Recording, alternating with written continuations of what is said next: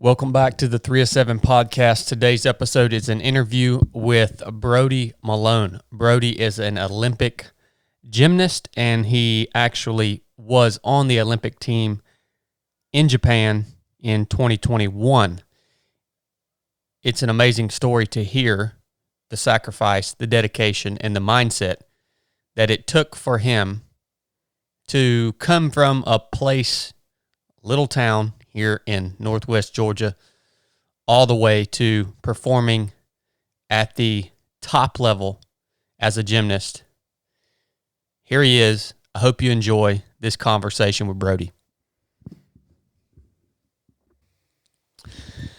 All right, everyone. Welcome back to the 307 podcast. And since I have decided to venture into the gymnast world, I don't know if you guys have seen the latest YouTube video on the 307 Project YouTube, but I am getting into gymnastics. So I figured I would have a gymnast. Well, I actually have the opportunity to have one of the best gymnasts in the world on the podcast today. And I'm just so freaking honored to have you here, man. For you to make the time to come out here and to do this show and share with us parts of your journey and all the awesome places you've been, and I just can't wait to hear it. This is Brody Malone.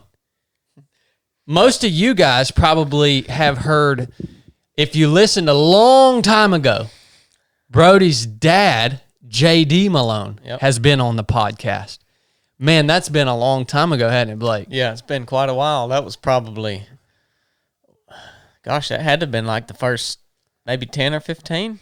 Yeah, it was early on. He was high on our list of people we wanted to interview. Yeah. And Brody, what's up, brother? Oh, not much. Thank y'all so much for having me. I really appreciate it. I'm excited for this. No, man, it's the pleasure's ours. And how many podcasts have you done? Not too many. I've done probably 2 or 3. What other shows have you been on? Were they like gymnastics-based shows, or like what would you guys talk about? Yeah, so the only one I can really remember was it's called Power Monkey Podcast, I believe. It's actually, he's a old gymnast. He's into CrossFit now. Okay. And he was actually coached by my coach. He went to Stanford. So he invited me and my coach to come on to a podcast after the Olympics and just kind of talk about the whole experience. And Awesome, dude. Yeah, it was fun. So you went to school at Stanford. Yes, sir. I think that's where my buddy Dr. Huberman. Have you ever heard of Huberman Labs? I'm pretty sure he's at Stanford. He's got an awesome show. Man, where's that college at? It's in Palo Alto. What the world? Yeah. What state is that? California. Long ways from here. Holy smokes, man. Yeah. How old are you, Brody? I'm 22. Wow, man. 22. Yeah. Yes, sir. Dude, I want to start. I just want to understand and kind of know your story better. So I want to go all the way back to when you were a kid, because I've heard stories about you when you were a kid. Believe it or not. Oh, no. Blake tells stories about you all the time when you were a kid. No. Yeah. What do you remember about Brody, Blake? Well, so JD, Brody's dad, was my high school teacher for FFA and agriculture, welding, construction, all that stuff. And so Brody, I don't know why you would come in there, but you would be in there pretty regularly, like at the end of the day and stuff. And I remember you like walking around on your hands out there, like just like I would walk on my feet, and I would think, gosh, I mean, I don't know how old you were then, like maybe 10 or maybe something like that. Yeah. 8 or 10, and here he is walking around on his hands, and JD would always be showing pictures, and he's like this chiseled, ripped. Like if you put an adult head on his body, you'd be like, man, that joker is ripped. But he was just a kid, and I just that's what I remember of you as a kid, and then to see where you've went is really cool that you've stuck with it, and the videos that you doing the handstands on horsebacks and that's old school. All kind of crazy stuff. So what what did you enjoy doing when you were young? Yeah, so I guess how I got into gymnastics, I started when I was 3, and I guess it's like the typical gymnast story. I mean, you got a kid bouncing off the walls, doing flips everywhere on the couch and all that, and my mom and dad decided to put me in gymnastics, I guess, to kind of get rid of the energy. Are you serious? Yeah. And Wow. then, yeah, I kind of stuck with it after that, yeah. Pull that mic up a little closer, sorry. Brody. I want these people to really be able to hear you. This is special. So it essentially by accident. Yeah, pretty much.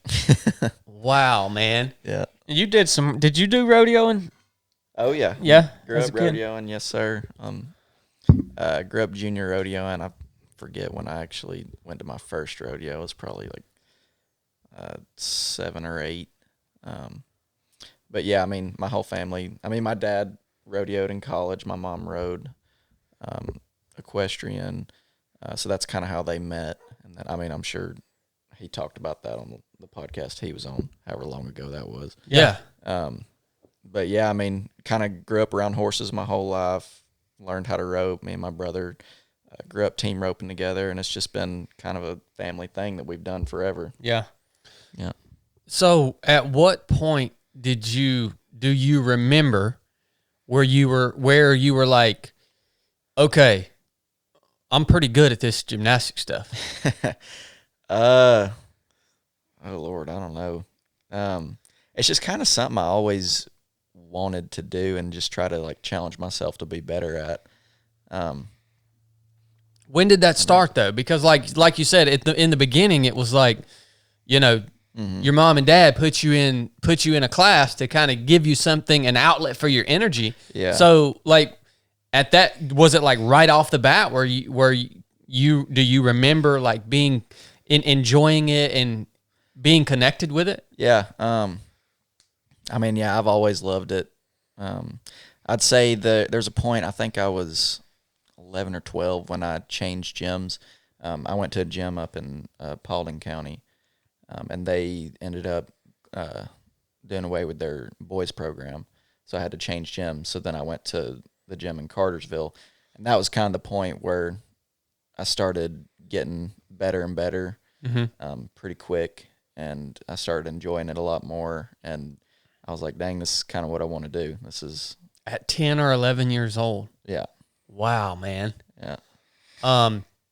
Now, when you were that young, obviously you're in a class with other people in the same age group. Is that how that kind of works? So, Yeah. Well, so that age, I mean, you move up in levels. You've got level 4 is the smallest level, and then you just kind of move up. But for the most part, people in your level are your age. around your age group. Yes, Okay. sir. So, what do you think? I mean, just right off the bat at a young age, what was it that kind of separated you from other people in your age group that loved gymnastics as much as you, Yeah. but were striving and practicing and in class with you? I mean, I'm trying to figure out what separated you. Was it your drive, your mindset? Was it genetics? Was it what? I mean, what's the separator? I mean, I've always been a fan of hard work. Okay. And that's like every day I went into the gym, I would, make myself just grind it out. I mean, there's a lot of days in the gym where it just sucks, but I always tried to make myself work hard and hold myself accountable so that I could get to the next level. Where did you get that from? I guess I just wanted to. My dad is a pretty big motivator too. Was he there with you a lot? Hey, no, actually, no. He didn't like to watch me practice. Yeah, he would come in every now and then and kind of like hide in the corner so I wouldn't see him. Make sure I'm working hard. But yeah. So who took you to practice? Who at young ages? Yeah. So it was kind of a mix. I'd say my grandparents probably took me the most. After my mom passed away, or during my mom, or while she was sick, her parents lived with us, and I mean, Dad was teaching at the school, So he had to stay till like 6 o'clock every day because he had after school stuff for FFA. So my nana or papa would pick me up and take me to gym. So what age is this now? We're talking here. This was probably like 9, 10, 11. Okay, like so that. still right around in that same age group. Yes, So sir. so you switch gyms, you're starting to figure out, okay, I really like this. It's challenging me in new ways, and I like the challenge of it, and so I have to ask you, and you I don't know where you are in your own personal life with this question, so answer it however you will. But when your mother did get sick, and you guys eventually you lost your mom, was that a big setback for you? I mean, how did that affect you in terms of your life and the sport of gymnastics? And Yeah, I mean, that was definitely hard losing your mom. I was 12 years old. It was really hard, but I mean, watching how my dad went through it, he was super strong, and I had a great example to look up to. And then, I mean, I'd say after she passed, I kind of used gymnastics to, like, that was kind of my escape, I guess you would say. And then, yeah, I don't know, that's just what I enjoyed doing after that. Yeah. So I totally get that, man. All right, so let's keep so at what age did the competition aspect really start to come into play? Yeah. So I think I was 15, so this was in 2015, was when I made my first junior national team. I had just come back I had an appendectomy in December of 2014. Oh, I had one of those when I was about 15. Yeah, they suck, don't they? Dude, when your appendix went bad, what did it feel like? Oh, Lord. I thought I had a stomach ache at first. Same here. But I wasn't throwing up. I didn't have any symptoms like that. So I was just pretty much stuck in the bed, and I couldn't eat anything. I wasn't hungry. I was tiny. I was 100 pounds. I ended up losing 27 pounds. Oh, my gosh. Yeah, I looked sickly. It was bad. But yeah, so my appendix ruptured. I was in the hospital for a week. I had the surgery, and then they released me, and I was still having issues. So a week later, I come back, and there was I don't know what the medical term is, but I guess there was an infection. Yeah. So I had to go back in the hospital for a week. They had to put a catheter through my butt cheek into the spot and drain it. Oh my gosh, Yeah, dude. it was pretty rough, but after that, kind of made a pretty quick recovery, I thought, and then made a junior national team that year for the first time. I was really happy about that. And then let's say 2016, I did not make national team again, and I remember just being really, really mad. Yeah. So when you make the junior national team, that's essentially, if I'm wrong, explain to me, but instead of just competing locally, like now you're on a team where you're competing nationally? Well, at that age, not really. It's more just there are some opportunities to do stuff like that, but it's usually for the guys who are a little bit older. So basically the difference, or like the big set apart, was I got to go to national team camps at the Olympic Training Center. So however many times a year, it was like 3 or 4 times a year. I get to go to the OTC and stay in the dorms there and do like a 3 or 4 day camp with all the other national team guys. And it was really cool because you get to see like all of the resident guys that are training there, all the Olympians and stuff, and you get to eat in the cafeteria with them. So for a 15-year-old, it's pretty awesome. Yeah. Oh, I bet it is, man. Now, what happened in 2016 when you didn't make the national team again? Oh man, I was mad. Well, why didn't you make the team? What happened? I had a bad nationals. I think I had a couple falls. I don't know. I'd have to go back and look. I don't even remember. But Look like Chad's floor routine. yep. Well, I hope not. Oh Lord. Yeah. So I can just remember at the end of the meet specifically. I think I got like 20-something place or something like that, and I was mad. And I was like, all right, I'm ready to get back in the gym and start working my butt off and try to do it next year. So then in 2017, went to nationals. So there's kind of like two different nationals for junior kids. There's like JO nationals, and then from there,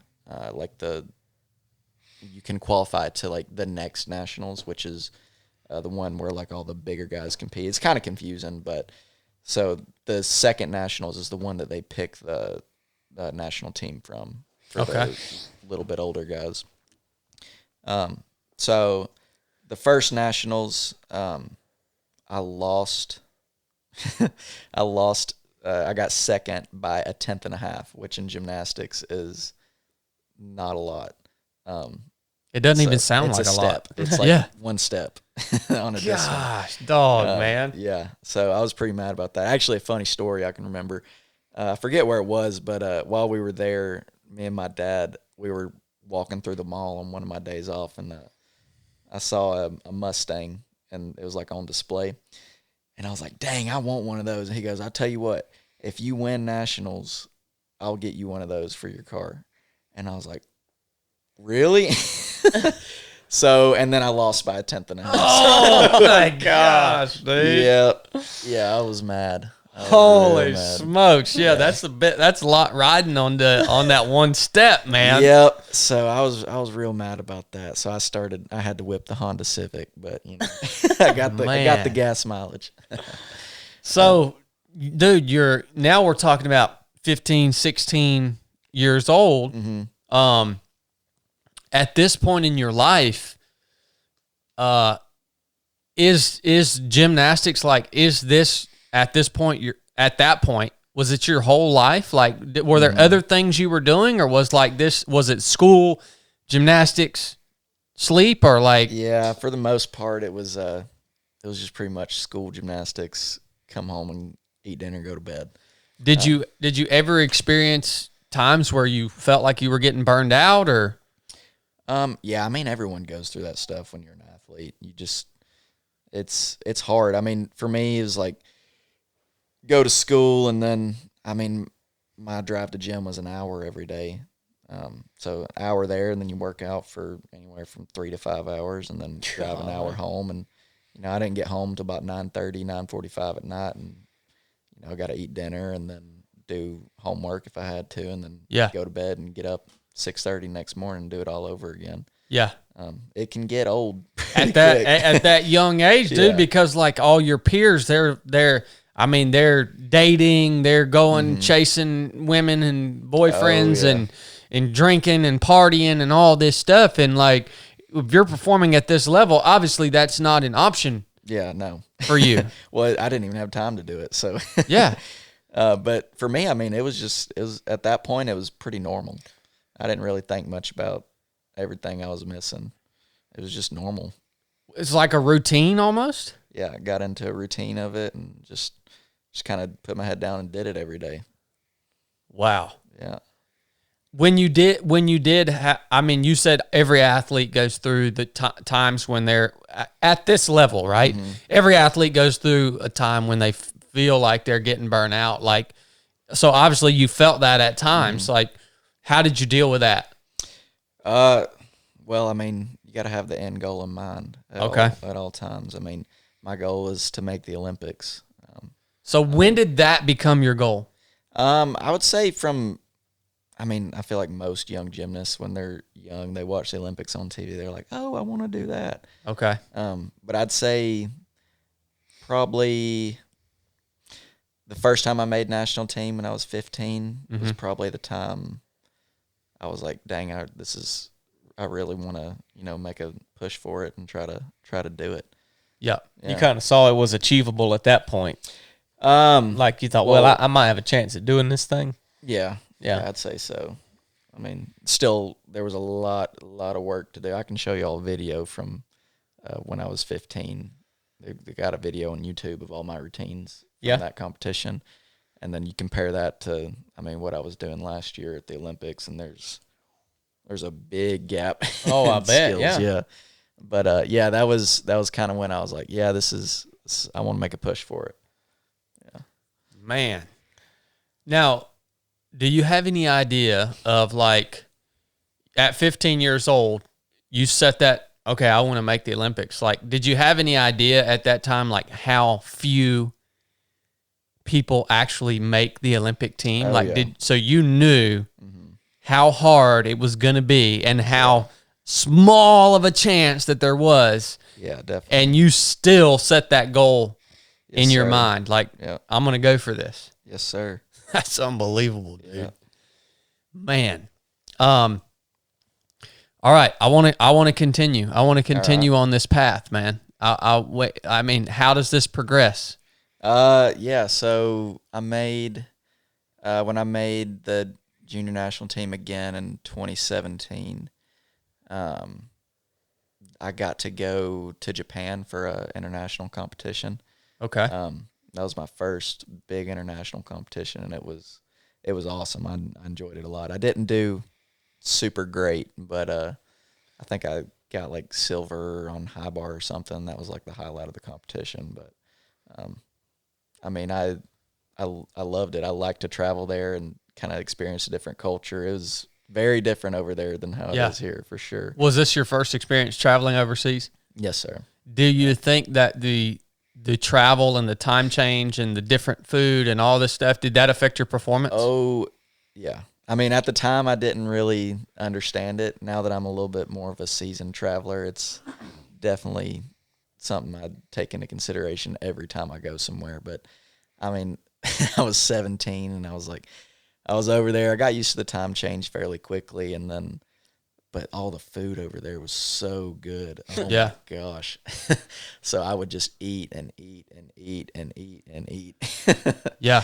But now I kind of learned from that. You can't do that. Yeah. And you never rest as well either. I mean, Yeah. I know for me, in running, ultra running, I've traveled to New Zealand to do a few races. So overseas travel, not so much in the United States, doesn't affect me as much, but I know I go over there and it's like, I just can't perform as well. Yeah. I mean, It's hard. It's tough because everything's different. Yeah, You know, the food's different. You're not resting as well. You're not in your own bed. Yeah. The weather's different. I mean, so Yeah, all those things you got to take into consideration. And I've actually, I feel like I've done a pretty good job of. I like to take notes after, like during my travel and after every competition to try to see what worked and what didn't work and how I can change it on the next trip to try to help me perform better. So, were you doing that first trip to Japan? nope, I did not. Okay. All right. Yeah. Yeah. All right. So that was just young me being kind of young and dumb. Yeah. But So- now I definitely do that. You get back from that trip, and what are you doing? What are you doing when you get back from that trip? I mean, after that trip, I was super motivated. Started working new skills and stuff, and then also at that time, I was starting to get recruited by colleges. So, I mean, it was really cool to start seeing, or like start talking to all these college coaches and stuff. It was, I don't know, I was just having a good time, I guess. So you start to see basically fruits of your labor at that point. Like when colleges start looking at you, then you start to think, okay, well, I had this goal. I thought it might be achievable, and here's another kind of indicator that I must be getting somewhere, right? This is a stepping stone to get to that goal for Yeah. sure. Yeah. Now, do you have to go to college No, so you didn't have to. So no. I mean, I don't think my dad would have not let me go to college. He was pretty big on me getting an education, rightfully so. But yeah, it's so the NCAA program is just a great building block to elite level gymnastics.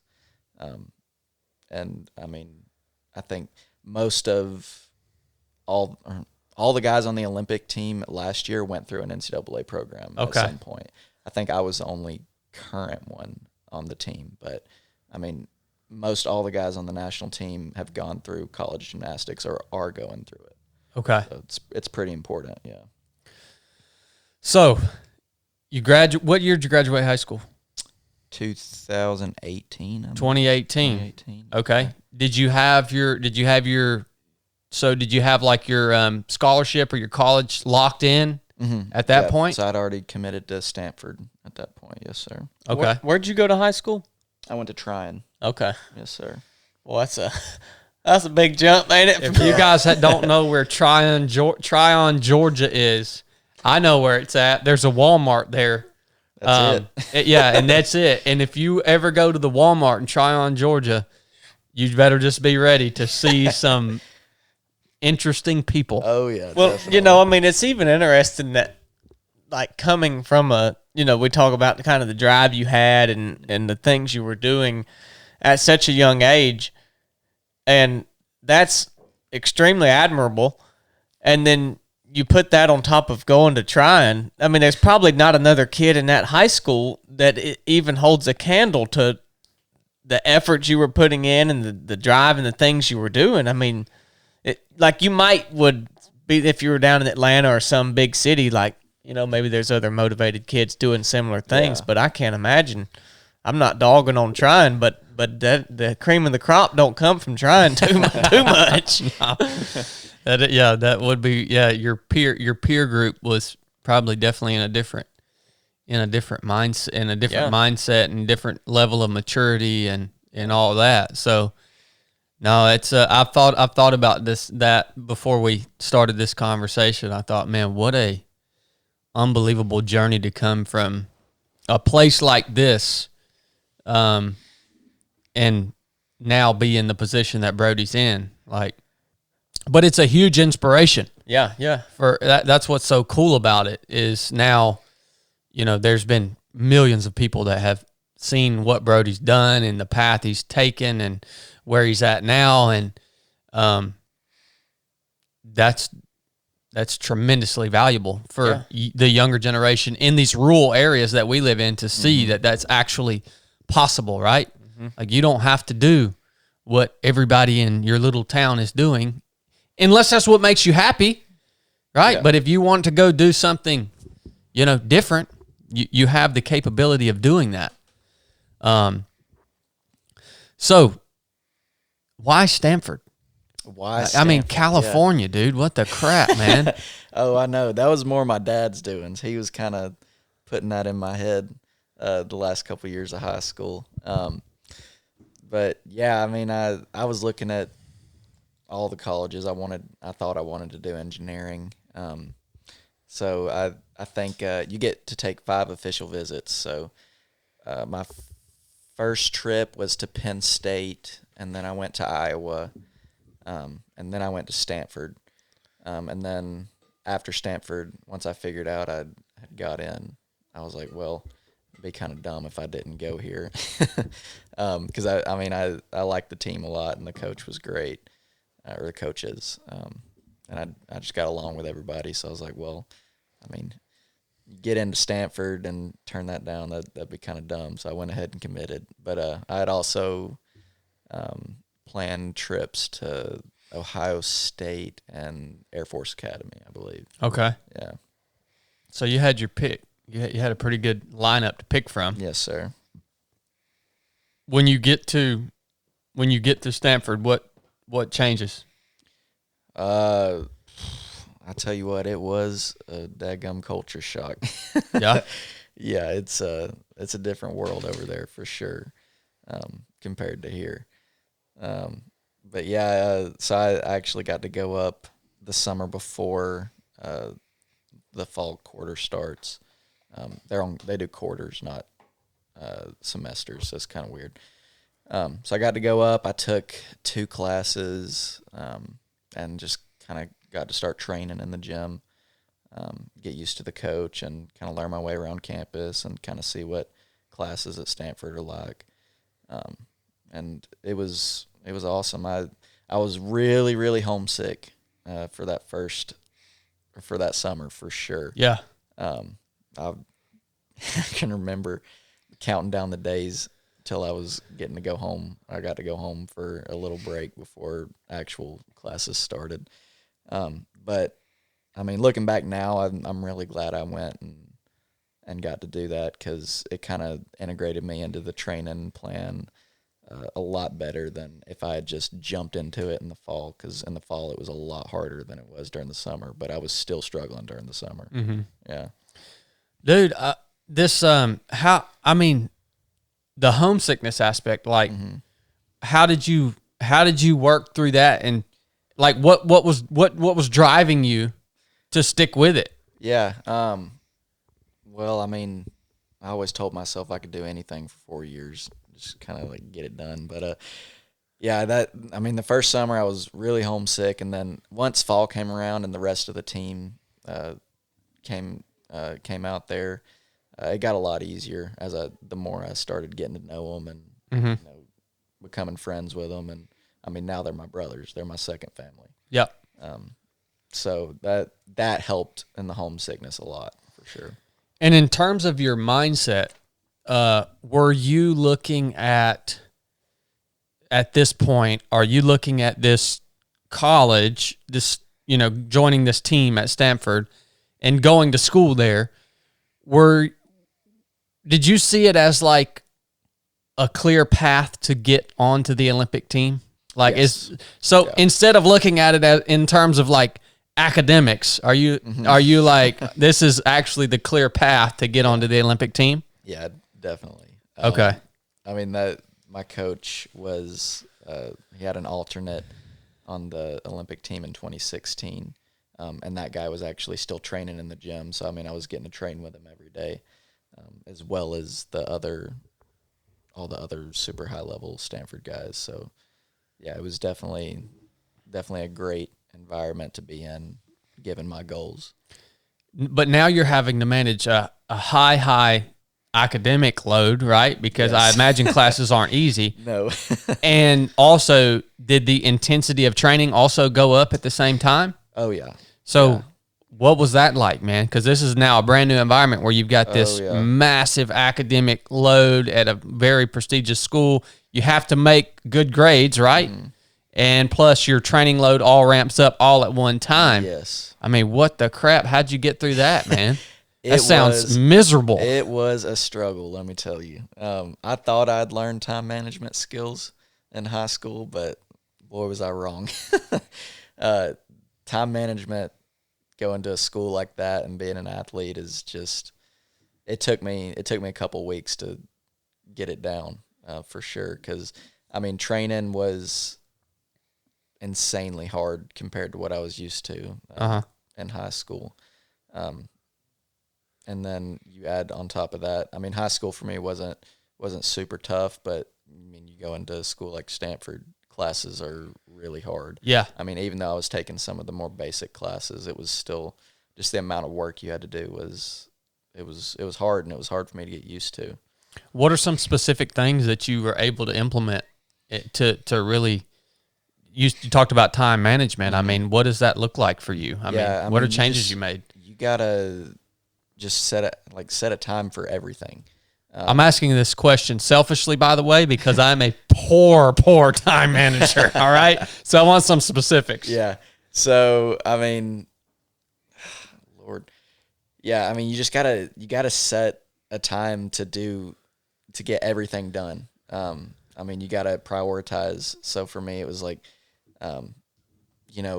I'd wake up, eat breakfast, whatever, go to class, and you got your time for class, and then you got time for gym. So then I would go to gym, and I like to really separate the two. So when I'm in class, I'm not thinking about gymnastics. When I'm in gym, I'm not thinking about school at all. And then, after gym, you got whatever kind of recovery stuff or treatment stuff you're doing with your PT or your AT, and then you get homework done. And then on top of that, you got your social life, which was, it's all that together is kind of hard to balance. But as long as you set your priorities straight and what you want to get done, you'll have time to do whatever you want. So. Sounds like he's being pretty present. Yeah. Well, yeah, he's being disciplined. he's also meticulous. Yep. Yeah, he's staying present. Yeah, he's doing all the right things. Which there's no way that you can get to Brody's level without doing all the right things.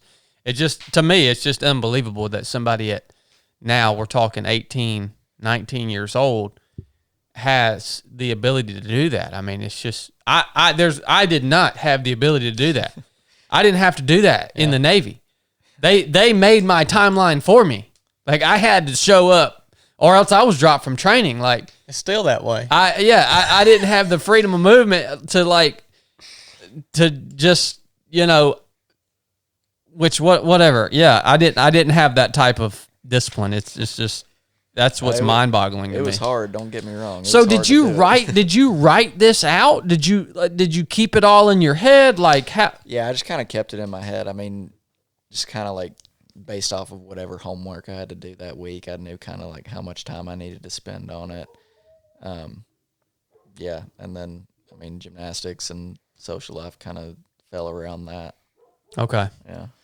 Now, go ahead, Blake. What was your degree in? What'd you go to school for? Yeah, so it's called Management Science and Engineering. It's kind of a fancy way to say business. Oh, okay. Yeah, so my focus was finance.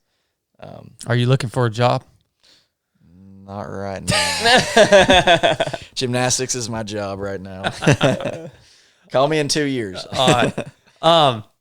I want to know, once you get integrated with this new team at Stanford, where are you ranking within the team? Like, was it obvious that you were better than the other team? And I mean that in a humble way. Like, I'm not like, you know what I mean? I'm not telling you to like toot your own horn, but like, how were you ranking there? I mean, it was pretty obvious my freshman year that I had a lot of work to do to get up to the level of some of the guys on the team, especially some of the older guys. I mean, I could hang with them on some events, but there were some events I was kind of lacking, and I just needed maturity in my gymnastics.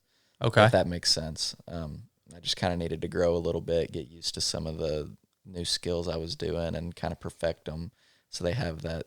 I don't really know how to explain it, like the look, I guess, like the mastery. Yep. So that's what I was kind of lacking a little bit, and I mean, throughout the training process in the fall and even going into competition season, it slowly comes. But yeah, I don't know. I don't like I don't know. Yeah, I mean, I get what you're saying. I just have to imagine, because now we're about to get into talking about you getting selected for the Olympic team and this type. So there had to have been a moment or some time where it became obvious that you were going to go to the top, the most elite level, whereas other people just can't get there. Yeah, I would say during my freshman year, like throughout that maturity process, I kind of realized it's definitely an achievable goal, with a lot more work to put in, obviously, but it was definitely something that I could do. I'm going to ask this question, and I don't know if I know exactly how you're going to answer it, but once that became like a realization, like, okay, I'm going to go to the next, I'm going to be able to go to the next level. Obviously, if we don't get injured and whatever, but if I keep working, I have the tools, I have the talent, I have the skill to now take this to the next level, the highest possible level I can go. Was it ever hard for you as a young man, or essentially to not become prideful in that? Was it difficult to stay humble in that, or did you ever have a struggle there, or kind of cross the line a little bit, or? I don't know. I think if I ever kind of got cocky or anything like that, my dad would have beat me.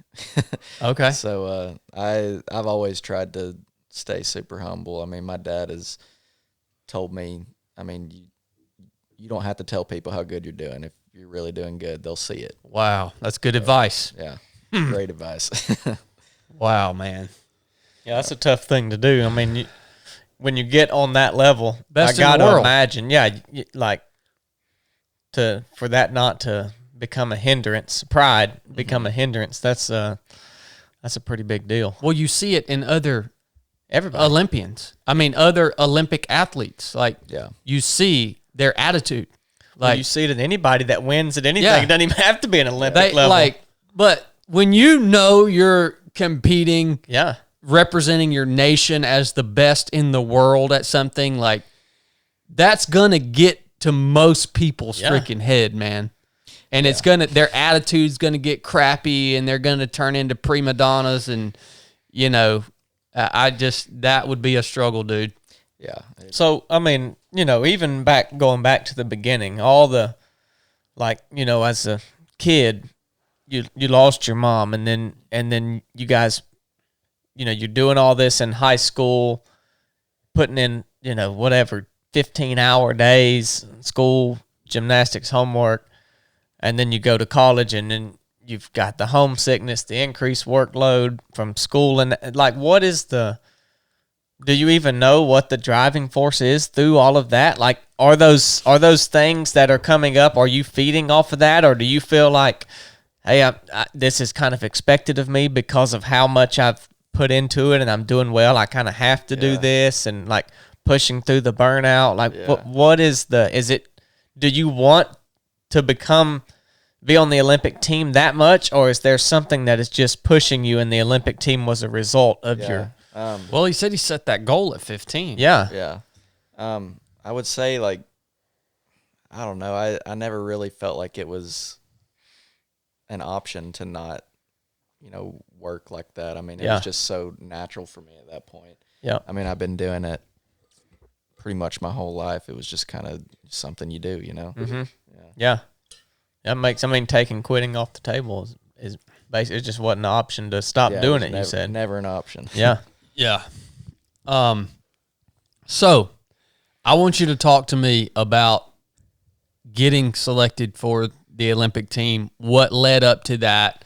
What was that process like? Yeah. And then ultimately, you've worked your whole freaking life to get it. So ultimately, what did it feel like? So talk me through that process, man.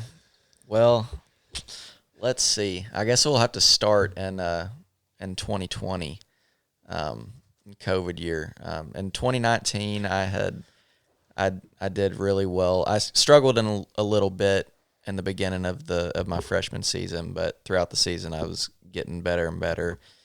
And then I ended up winning, or we won the team at NCAA's, and I ended up winning the all around. And then let's see, went through the rest of 2019. All right. And then 2020 was like the Olympic year, right? Like, I need to start getting my stuff together, start ironing out my routines, start solidifying some skills. And I was really using the NCAA season to help do that, because if you're not an NCAA athlete, you don't compete a whole lot throughout the year. I mean, you'll get like 3 or 4 competitions before you go to Olympic trials. So I was trying to use the NCAA season. We competed almost every weekend to start, doing these big Olympic level routines. And I was struggling hard. There would always be something that I would mess up on throughout the competition. If it wasn't this weekend, the next weekend it was something else. And then COVID happened, and that was kind of like a blessing in disguise for me. I feel like it kind of gave me the rest of that year to start solidifying some of these bigger skills that I was doing, and get my routines going and start feeling a lot more comfortable with them. And then 2021 comes around, and we've got kind of like the whole Olympic path to the Olympics. But I was a lot more comfortable with my stuff. So it went really well. I was doing good. I ended up winning. We won NCAA's as a team again. I won the all around there, and then going to USA Championships. I had probably the best 2 meets in my life. I did really well. Ended up winning that, and then Olympic trials came around, and it was I was so comfortable with all my stuff. It was kind of the same situation as USA's, where I was just super comfortable. And I mean, when I saluted for my routines, it was just autopilot. I just kind of did it. Wow, man. Yeah. That's the way it's got to be. Yep. At that level, that you got to be there, man. Yeah. I can totally relate to that. So trials, how many athletes enter into the selection process? Just roughly. That's a good question. It was probably like 25, between like 20 and 25, I think, that went to trials to compete. And do you have to be selected to go to trials, or is it schools? Yeah, so they selected the people to go to trials from USA Championships, however long before it was. So about 25. I believe so. Okay. I'll have to check that number. And how long is the trial process? Or I'm assuming this is like a selection phase, right? Yeah, so it's just like it was kind of modeled pretty much the same as USA Championships. So it's like you get there on like a Monday or Tuesday, and then you train, and then you compete on Thursday, and then you compete on Saturday. So there's 2 days of competition. Okay. And then it's like the best, what was it? I think if you won trials after both days of competitions, you had an automatic spot on the Olympic team, which was how I made it. And then I think if you got second place all around and you were top 2 or 3 on 3 events, then you had an automatic spot. So another guy got that, and then they selected the last 3 from like the best scoring scenario. So they have like an algorithm that you put in all the scores, and it spits out the best scoring scenarios. So five are selected as to have a spot on the team. Yeah. So there was 4. It was a 4-man team, and then there was 1 specialist. Gotcha. Yeah. Okay. All right. I can't breeze over that, because after those 2 days of competition, your feet hit the ground, the score comes down. You know, what's the moment that you know you got that best all around and you got a spot on the team? There's one picture that kind of shows that. So I after my rings dismount day 2 at trials, and I don't know if you guys have ever watched any of my competitions or anything. Blake showed me some. Yeah, he's watching them. Blake's watching them all the time. He follows you like a hawk. I don't really like to celebrate. I don't like to show a lot of emotion after routines or anything like that. But I was going into my last 2 events, and it was rings and vault, which are pretty easy events as far as like you don't really have to worry too much if you're going to fall or anything like that. They're kind of low stress events. So I go do my rings routine, and I stick the dismount, and I salute to the judge, and I just cannot help myself. I start smiling. And there's a really cool picture of it. I'll have to show you guys. Yeah. But that was kind of the moment where I was like, dang, I'm really going to be on the Olympic team. This is it. Yeah. It was cool.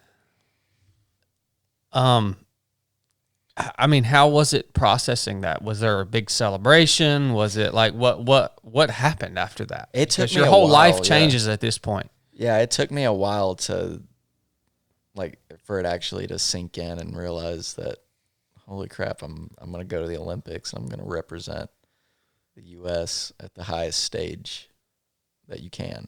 Yeah. I would say it was probably like a week or 2 before I started realizing that fully. But yeah, it's incredible, and it's like an awesome feeling, but it's a scary feeling at the same time.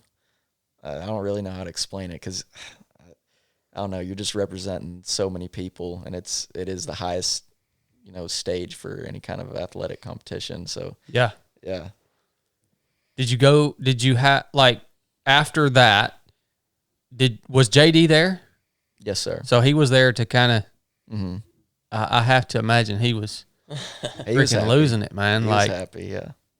Holy smokes, man! Just about all my family was there. Yeah, it was awesome. So how did this change things for you, making the team? Like where does life go after that? Didn't really change much. um, I mean, it's just at the end of the day. I mean, yeah, it's the Olympic Games, but it's just another competition, and that's kind of my my approach for any competition. It's just another competition. You don't the Yeah. more like pressure you put on yourself, the worse you're probably going to do. So that's how you got to think about it. Now, how about your day to day? Was did you? I mean, did you stay in school? Did this become full time or? No, so I actually was taking a class over the summer while I was in the Olympics. It was online still at that point. But yeah, I was taking a stats class. One of my teammates was taking it with me. He's the one that really got me through that class. Because I was pretty busy over in Japan. But, I mean, life didn't really change that much. It was still pretty much same day-to-day things, just going to the Olympics. Mm-hmm. Yeah. Now, when you went out to Japan, how long were you there before the actual game started? I think we were there for about 3 weeks total. Okay. Because it takes, I don't know if you've ever been to Japan, but it takes, well, I mean, you've been to New Zealand, so you understand like the time change and how hard it is to adjust. Yeah, you got to acclimate. Yeah. So getting acclimated was pretty rough. I think it took me like 4 or 5 days to really get where I was like sleeping good at night. I wasn't waking up at 3:30 in the morning. Yep. And then, I mean, throughout that whole time, we were training and trying to get our bodies to feel normal again. So after about 5 days, started feeling pretty good. And then basically just training, trying to keep your body in shape and doing what you need to do to be ready to compete. Because it's competitions like that, it's a lot of competing. You've got qualifications day, which is like where your team qualifies into team finals and you qualify to your event finals. And then you have team finals, then you have all-around finals, then you have event finals. So, I mean, if you make everything, it's like 5 days of competing. Back to back to back. It's not back to, there's a day in between everything. Okay. So it's like compete, rest, compete, rest, compete, rest. Wow, but dude. It's really hard physically for sure. And then, I mean, mentally, definitely very hard. I definitely want to break that down, man. Mm-hmm. I want to break that down and talk about, you know, dealing with that level of pressure. Mm-hmm. And I know you said you treat every competition like it's just another competition, but man, I mean, this is a big deal. And like you said, the load in the we called it op tempo mm-hmm. in the SEAL team. So you're just, you know, you're having to go do your absolute best, perform your absolute best over and over and over again. What are some tangible things, like how did you stay with it mentally during in that pressure cooker, man? Yeah. I mean, all that stuff I was talking about where, I mean, like, you're representing your country at the highest level. Like, this is the Olympic Games. You got to put all that stuff in the back of your mind. You just you can't think about it. I really, for me at least, I really think like it's just another competition approach is how I got through that whole process. Just not overthinking stuff and like psyching yourself out. Yep. That's how you got to do it, and that's how I got through it. Yeah. That's a pretty disciplined mind right there, man, to be able to block that out. It can be hard at times, but I mean, you got to do it. Yeah. You want to be successful. Well, talk to us about the actual competition, how it went. Walk me through that. Yeah. So first day was qualifications. There was absolutely no one in the stands. It was dead silent in the arena. So that it was weird. It was almost like a practice competition. There wasn't a whole lot of pressure. it just seemed like practice. Yeah.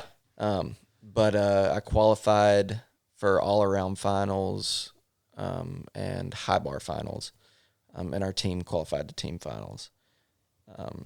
And then the next day was I can't remember if it was all-around finals or team finals, one of those.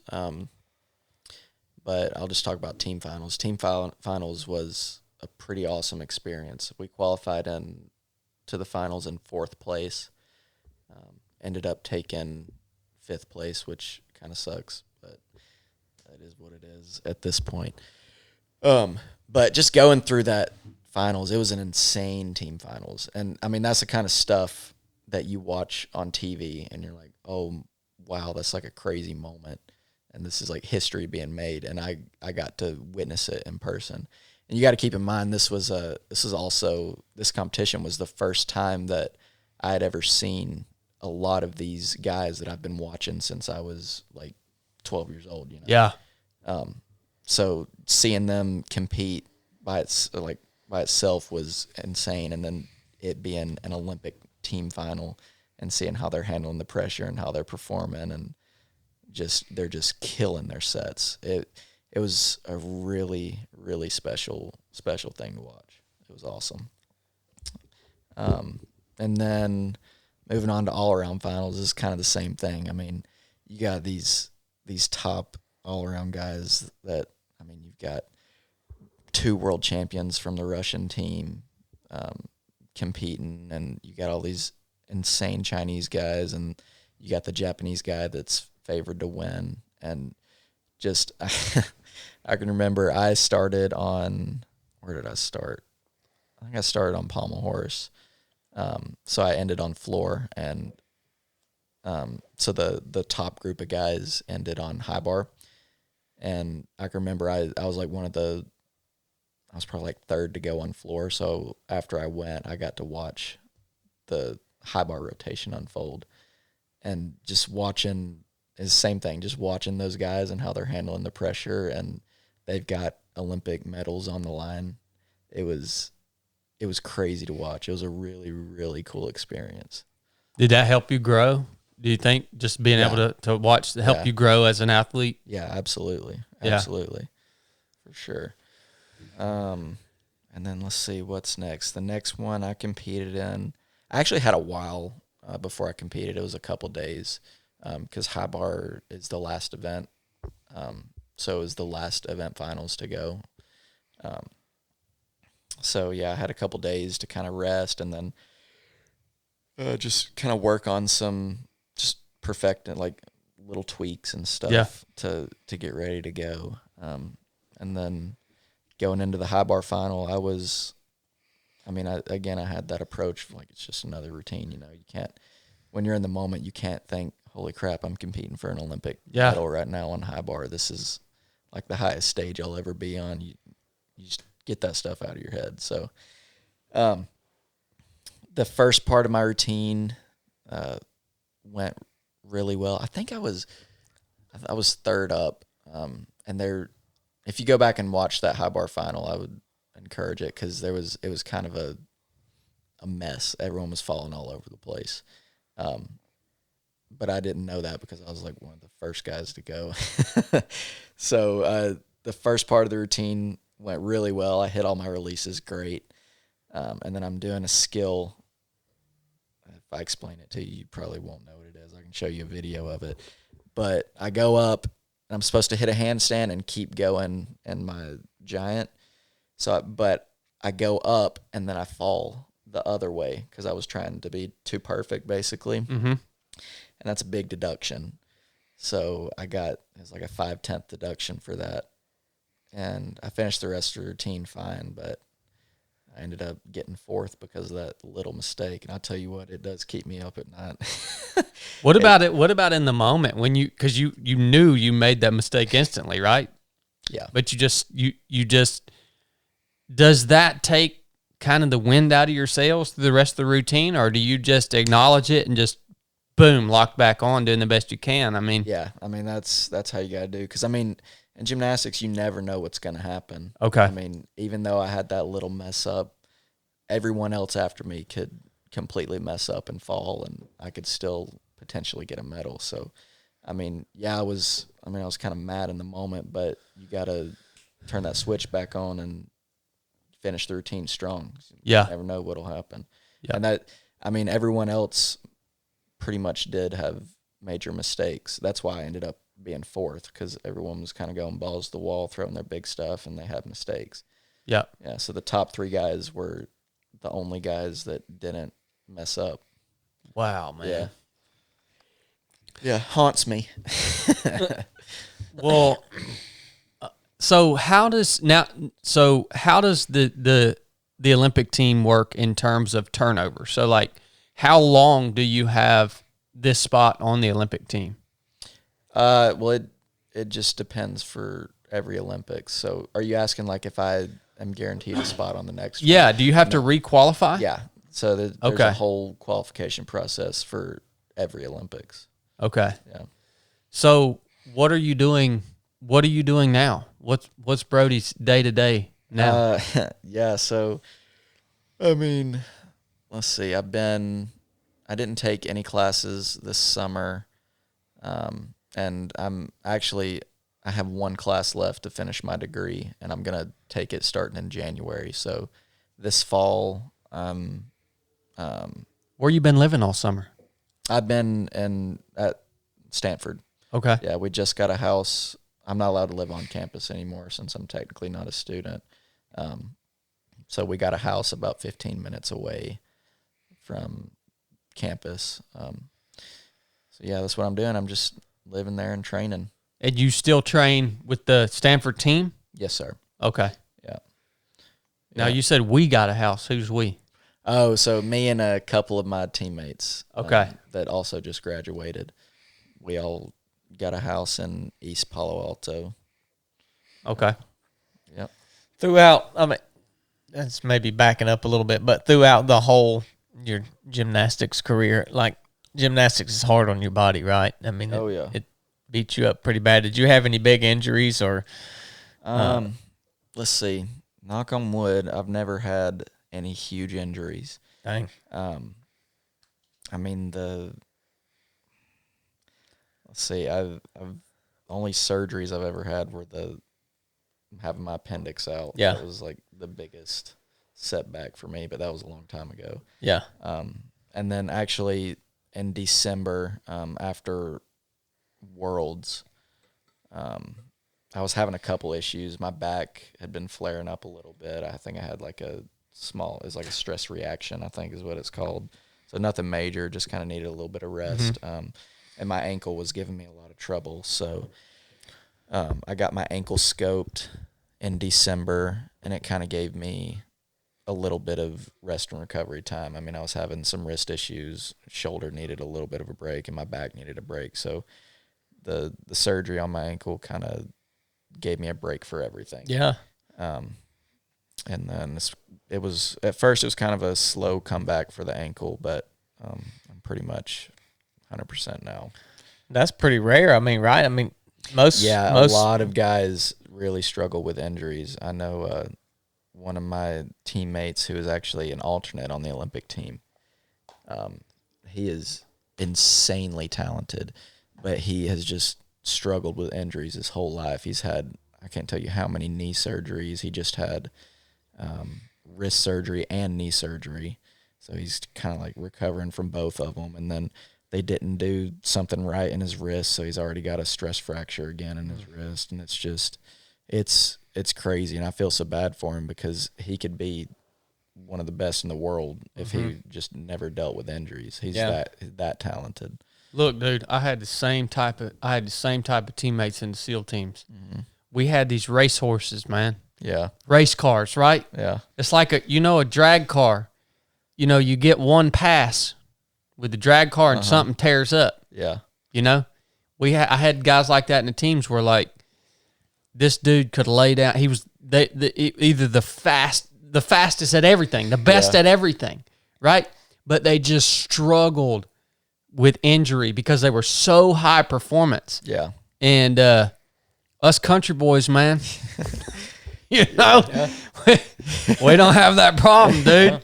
Yeah, I've been really blessed to not deal with any like really big injuries. I mean, you're always going to have little aches and pains, but Yeah. I mean, nothing major has been a real blessing for sure.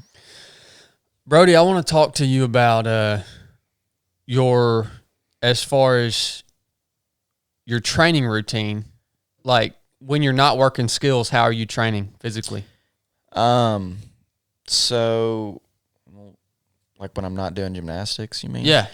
There's never a time when I'm not doing gymnastics. So you're not like ever doing like CrossFit workouts, like. Oh gosh, no, I hate CrossFit. Okay. I hate any kind of endurance sport. It's not for me. Well, I don't tried know how y'all do it. So there's no weightlifting, or I mean, no, not usually. I mean, during preseason, like in the fall, we'll do weights twice a week. But most gymnastics stuff, I mean, you get in shape by doing gymnastics, and working with your own body weight. That's how you get strong. Yeah, that's wild. I would have it's figured. a lot I different would have than other figured you've sports. been doing a lot of gym work the way you look, but No. Yeah. that's so you just get all that just from body weight. Yes, sir. Man. Yeah, just doing gymnastics. I want to talk to you, or I want you to talk to us about your diet. Oh, my diet. It's probably not as good as it should be. I actually just recently met with a nutritionist she works at the Olympic Training Center, and kind of set a meal plan because I'm a pretty big guy. I mean, for a gymnast, I mean, a lot of gymnasts that you'll see are like skinny and small, but I'm pretty wide. Yeah, and you're just pretty big. full-size human. Yeah. Yeah. Which is a struggle. So, I mean, I expected you to be like 4 feet tall. no, not that short. But yeah, I mean, I pretty much in gymnastics, like the lighter you can be, the better, and the less wear and tear on your body. So, I met with the nutritionist. I was like 162 ish. I'm trying to get down to about 157, which isn't that much in the grand scheme of things, but trying to do that while you're preparing for competitions. I mean, I'm going to Paris next month, and I'm going to Liverpool for Worlds in October. So trying to drop weight while you're still trying to train at a high level is kind of hard. But that's kind of like the plan that we've come up with so far. But as far as other than the past couple of weeks, like my diet is pretty much just eat healthy stuff. I mean, just try to choose the best options. Yeah. Nothing too crazy. So you're not as meticulous Not, with your diet as you are with other components of your life. yeah. I should be that meticulous, but I just love food. Yeah. Are you doing anything specifically in terms of mindset training? Is there any specific coaching, Mindset any breathing techniques that you work, anything like that? Nothing really. I mean, as far as like mindset stuff goes, I mean, I pray a lot when I'm like during competitions. I always pray before competitions, and I pray before my routine. It kind of just calms me down and gets me ready to go. Well, that was my next question. Because 3-7 Project is all about your body, right? Your mind, which is your soul, and then your spirit. So I wanted to hear about your relationship with Christ, your faith, and kind of where that started and how that's played into your journey. Yeah. Well, I mean, as far as where it started, I mean, I grew up with it, and I would say like recently, in the past couple of years, I've started coming closer and closer with Christ. But I feel like I'm still really early in my stages. I need to be a lot more diligent with, like reading my Bible and trying to really understand it, and my prayer life and stuff like that. So it's just like anything else. It's a process. You learn how to do it, and you got to stick with it. Yeah. Is the faith component of kind of a unique thing for you individually in the environment you're in? Do you see? You see a lot of other Christians competing on the team and the people that you're with. I mean, is that a lot of my teammates are Christians. We try to go to church most Sundays. We've found a couple churches out there close to campus that we'll go to.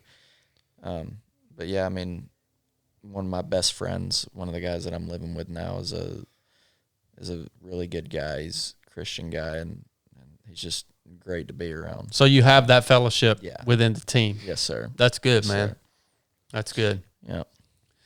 Now you said your gymnastics is how you make your living now. So are you getting paid? I mean, are you getting paid now? I mean, who's paying the bills, man? Who's paying the bills? That's a good question. Yeah, so because I'm on a national team right now, we get a monthly stipend. Okay. Which kind of varies dependent on, there's like a tiered system. So like, if you were on the past Olympic team, you get this amount of money. If you're Olympic medalist or a world medalist, you get like this amount of money, and it kind of will go down. So like the most basic national team member, I think, gets like $1,000 a month or something like that. So it's not real easy to live off of that in California. Let me tell you. Yeah, I mean, it's not a crazy amount of money. But you don't really have time to. You need money for what? Food and a roof over your head, and right? Roof, yep. I just I got to pay rent now. This is the first time I've been paying rent because I mean I was on scholarship and I was on the team, so it's kind of a rude awakening when you got to wake up and I've got like $1,500 a month for rent. Yeah. Yeah, and then I got a truck payment now because I live off campus. I got to have a vehicle to get back and forth to the gym, and then groceries on top of that. So most of the money that I'm getting from being on national team is going towards living. Yeah. Living and getting back and forth to the gym. Yeah. Yep. That's a pretty simple life, though. Yeah, it is. You got to, I'll tell you what, man, I can't imagine the passion you have to have for this sport, dude. Yeah. I can't even imagine. Yeah, you definitely don't do it if you want to be a millionaire. Okay. How do you beat the women off of you, man? How do you keep the women off of you? Oh, Lord. I believe it or not. Or do you have a girlfriend? I do have a girlfriend. Dang, man. Where do you fit that in? Oh, yeah. So we met when I was 17.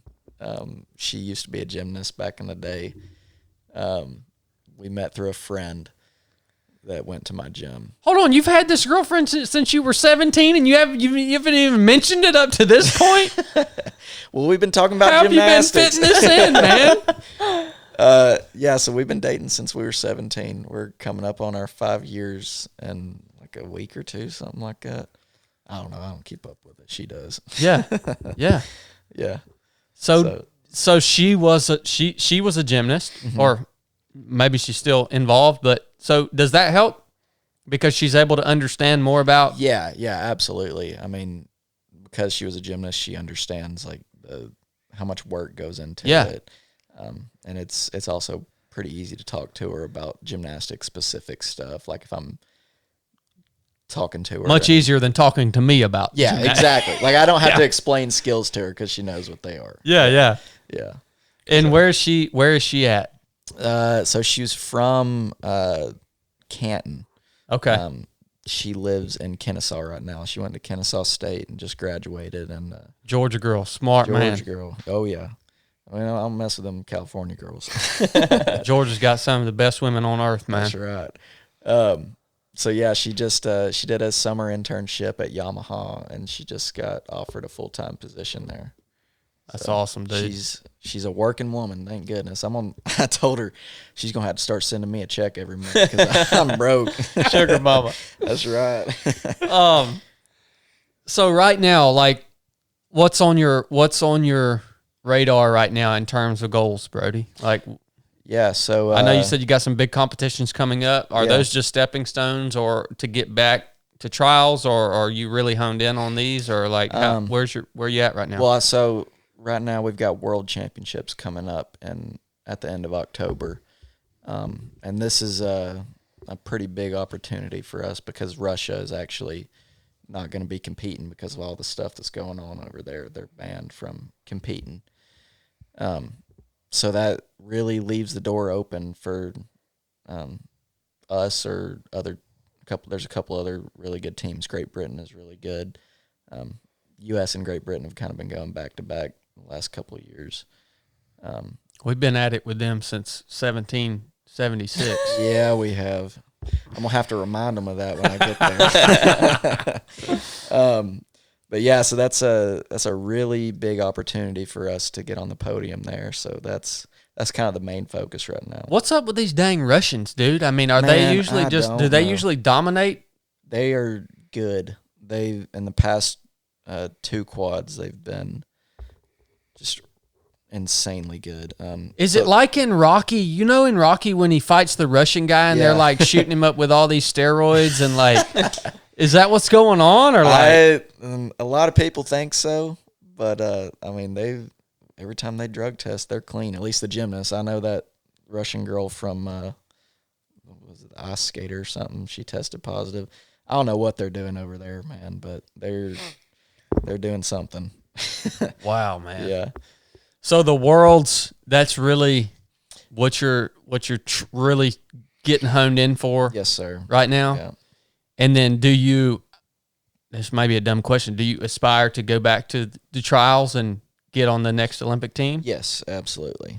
Absolutely. I mean, for right now, the goal is to win a team medal at Worlds, but I mean, the end goal is obviously to win a medal at the Olympics. So every meet before the Olympics is just like a stepping stone, trying to build up everything we need to get on the podium in Paris.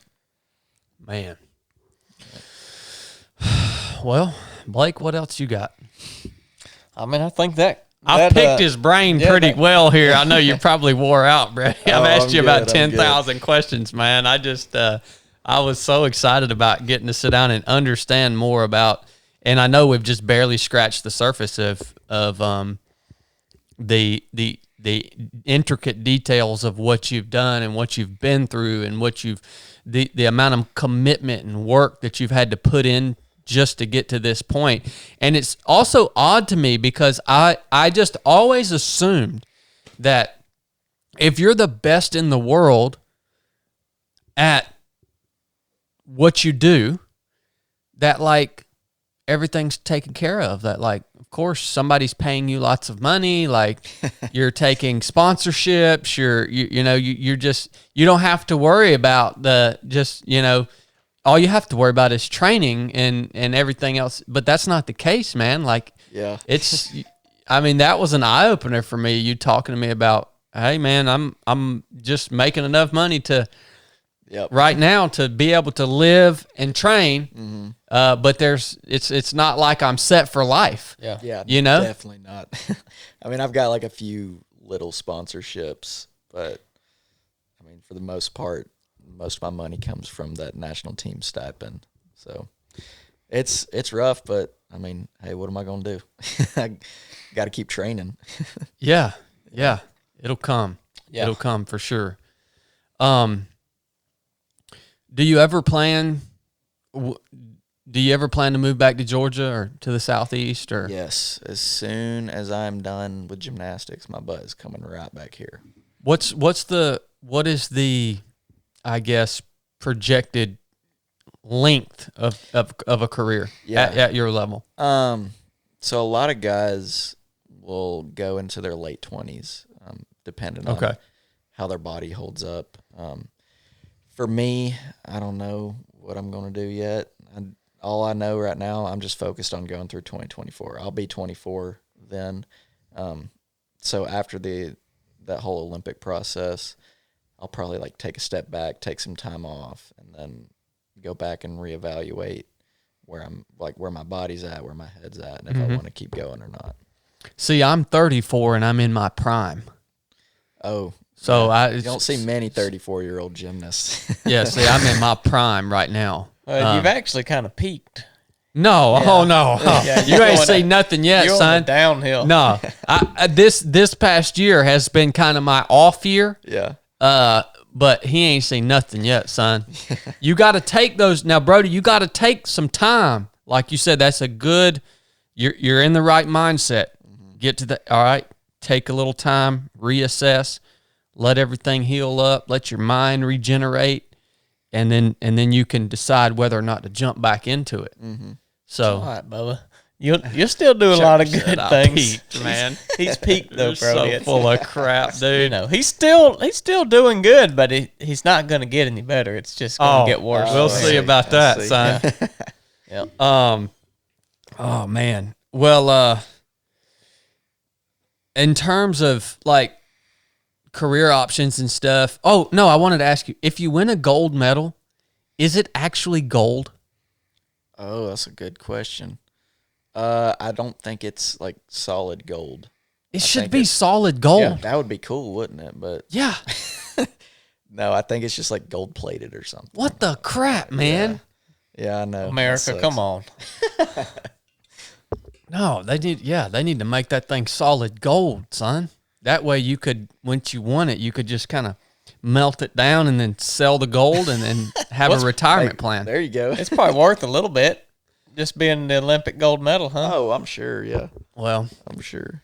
and then, I mean, I can only imagine you're going to be connected to this sport in some way, shape, or form throughout the rest of your life. So there's tons of opportunities for coaching and stuff like that. Yeah, that's try not to think about that right now. I mean, trying to stay really focused on just my athletic career right now. Oh yeah, and I'm not trying to distract you. I'm just trying to understand the lifestyle. Yeah, the lifestyle. I mean, I'll definitely want to stay involved some way, shape, or form, whether it be coaching or owning a gym one day maybe, or just staying involved with like national team. There's a couple like athlete representative spots, stuff like that, just to stay involved and stay in the sport. Who have been some of your biggest mentors? Biggest mentors, yeah. I'd have to say my coach has been a really great mentor for me. But on the athlete side, I got to train with a guy who was an alternate in 2016. His name's Akash Modi.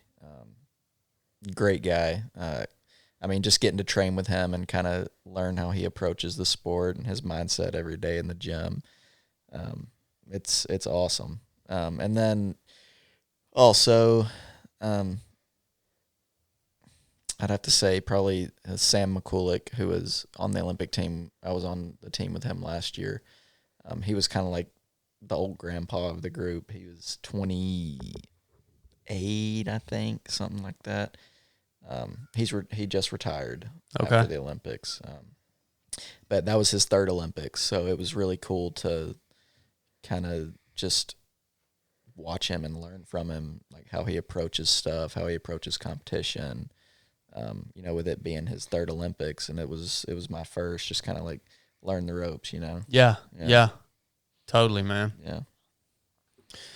Well, Brody, I really appreciate you making time to do this, man. Sir. It's so cool to get to know more about you and your story and kind of when I watch the Olympics next time, and I always watch the gymnastics because it's my favorite thing. Aside from curling? No, curling is Winter Olympics. Oh, okay.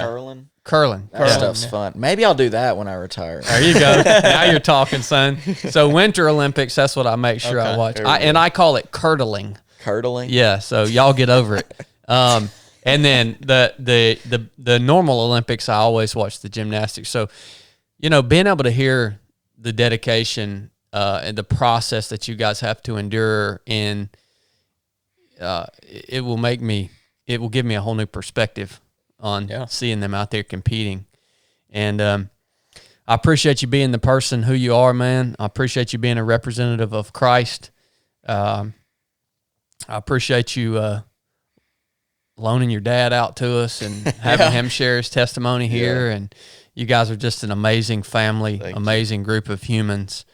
And it's not every day that we get to sit down with one of the most elite people in the world.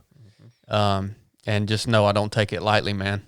I really appreciate it. Yes, sir. I appreciate y'all having me. I can't thank y'all enough. This was a fun time. Yeah, in a few years we'll get you back on. Yeah. When you get back in town. So yes, sir. We'll talk about where you're at then. So the journey sounds like it's not just beginning, but you still got a long ways left and a lot that you want to achieve. So yes, sir. It's awesome, man. It's an honor to know you. Where can people find you and follow you, brother? I'm on Instagram mostly, but my Instagram, Facebook, and Twitter are all the same. It's at Brody 1700. Brody 1700. Yes, sir. And if they want to check out some of your stuff on YouTube, do you have a channel or is it? I don't have a channel. You can just Google my name or YouTube my name, I guess. There'll be plenty of videos pop up. All right, awesome. Yeah. Well, you guys go find Brody, follow him, and keep posting and give us some insight into your journey. We'll be following you along the way, brother. Yes, sir. Sounds good. All right, guys, this is the 3 of 7 podcast. Nuff said.